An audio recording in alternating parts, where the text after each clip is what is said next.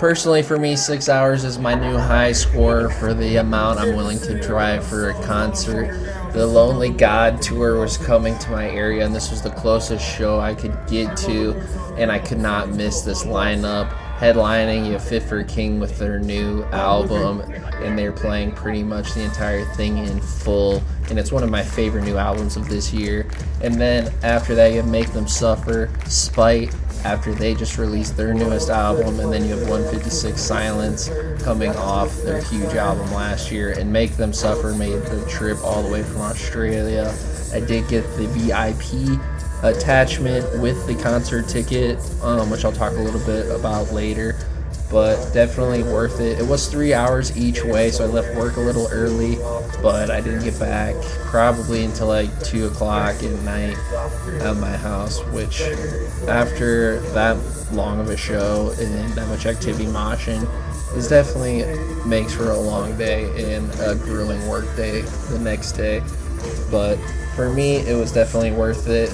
I did get the VIP, like I said earlier. I'll put the prices and everything up on the screen. But honestly, it was not worth it. I would say if you're a huge Fit for a King fan, it's definitely worth it. But basically, we stood in line after line after line with like less than 5 minutes to talk with Fit for a King. So it was supposed to be like a Q&A thing, but it turned out to not be. I don't know why the reason was exactly, but we basically had a huge queue to get into the venue. We were in like the lobby waiting area. Very nice venue though, by the way, and very nice staff. So they handed out all of the attachments with it. So you got like your poster. You had a laminate, but it wasn't a laminate. It was just like the strap that attaches to it around your neck, and there was no actual laminate with it, which was super weird, and it might be something else. I don't know. I'll put everything on screen that you get and everything that's in the description of when you buy it.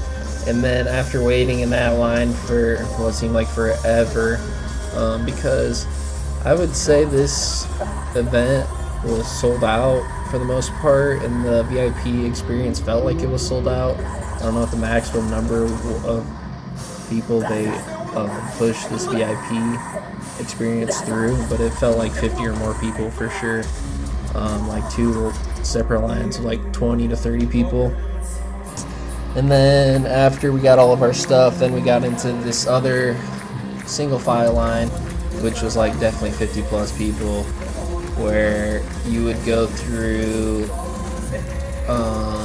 I want to say the first line was for your 5 minutes just to chit chat with them, and they would sign whatever you wanted to. I got an album signed, and then after that we got back into that same line where you also got your picture taken with them, and that was just off your phone, which is my preferred way to do it.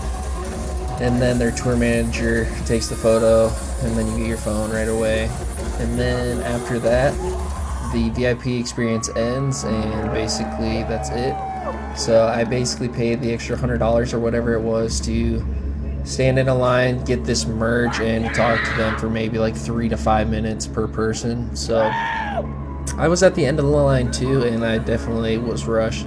If you're really wanting to talk to them for like more, I guess, I don't know how, because my experience is probably different than most people's, because they're supposed to be like a Q&A thing where it's like a huge group setting, but it was just one-on-one for us. So I'm assuming my experience is going to be different from mostly everybody's. I don't know if I clarified this, but I was at the Kansas City show at the Uptown Theater there. So I'm not 100% sure how that works, but that was just my experience with it. So I personally, it was worth it for me because this is one of my favorite albums of the year, and they're one of my favorite bands. So I will not recommend it to anybody else, but that's just my personal circumstance. I can't really speak to if you personally should without knowing your situation, but I wouldn't be recommending it to your average fan of the show. I definitely feel like with the current lineup, you'll enjoy the show as it is. Also, after Make Them Suffer is dropping off the set list, I believe, and they're being replaced with Currents, and I know a lot more US people would prefer that anyhow because Currents is going up. But anyhow, the show started with 156 Silence, and have to say they killed it live. They were an amazing band to experience coming off all their latest success. And shout out to them. You can tell they're going to make it far because they run their own merch stand and the guys just kind of rotate in and out. And at the end of the show, they also take pictures with everybody. Super nice guys overall. I'm wishing them nothing but success, and I hope they go far. After that, you have Spite, which the lead singer will come out after their set at the end of the night and take pictures with people too, which is super nice. He was very nice to everybody as well. But the energy of Spite is kind of crazy, honestly. Wasn't really familiar with them until their latest album came out, and then because I was going to see them live, I checked them out. It's not really my style. Obviously, I'm not a big deathcore guy, but the energy was crazy and the crowd was amazing. A lot of mosh pits, and it was just a great time. After that was Make Them Suffer, and I wasn't really familiar with them either. They are from Australia, but then they have this girl in the band who does like keyboard and vocals, and she has really cool element. They're really upbeat, and the crowd really loved them as well. Personally, they're my least favorite set of the night if I had to rank them, but it was a really stacked bill, and they were a great band, so I don't let that take anything away from them. Headlining, you had Fit for a King, and they basically played the entire new album with a couple other old school bangers in there. So it was just a tremendous show overall. If I had to rank them, I'd say Fit for a King, 156 Silence, Spike, Make Them Suffer, but obviously Fit for a King and 156 Silence have two of my favorite albums, so it's kind of hard to argue that if you're a big Spider Make Them Suffer fan, you're going to love them live.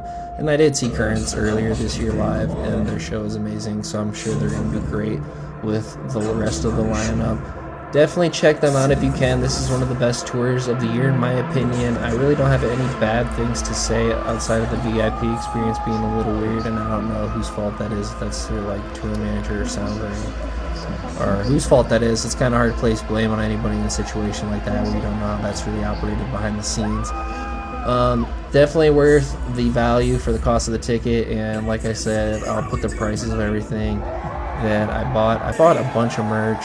The only thing I don't have prices for on the top of my head is the merch I've actually bought at the show, so I will differentiate. But basically, I just bought 156 Silence merch. I bought a drum head and 2 shirts and some stickers and stuff like that. But I saw Make Them Suffer, and they had a drum head, and it was ridiculously expensive. So Make Them Suffer, also didn't see them at all outside by their merch or anything, and Fit for a King hangs around after their set and talks to people. So although I really have nothing bad to say, I have a lot of good things to say. I think 156 Silence will definitely make it far in this industry. They're super nice guys. They're very hardworking, and they kind of know what they're doing business-wise, which is good to see behind the scenes. And it's nice to see Fit for a King blowing up because I've been fans for them for a while now. And I'm excited that the 3 Ryans, Trey, and somebody else, his name who I'm totally spacing out on. I'm glad they're doing well and blowing up because they deserve it, and this newest album they released is amazing. I think Spike can do well in their own genre array. I don't think they're going to be headlining arenas or anything, but I definitely think they can be pretty big in the deathcore scene. The energy of their crowd and what they bring to the stage is crazy. Make Them Suffer, I don't know anything about them, obviously, but what I heard was great. Apparently, they've been out and about for a while now, so I'm glad that they're getting some more exposure over here in the U.S. since they are from Australia. Couldn't recommend this tour enough, though. Definitely check it out if you are able. I appreciate you for watching this long if you have been, and I'll see you in the next one.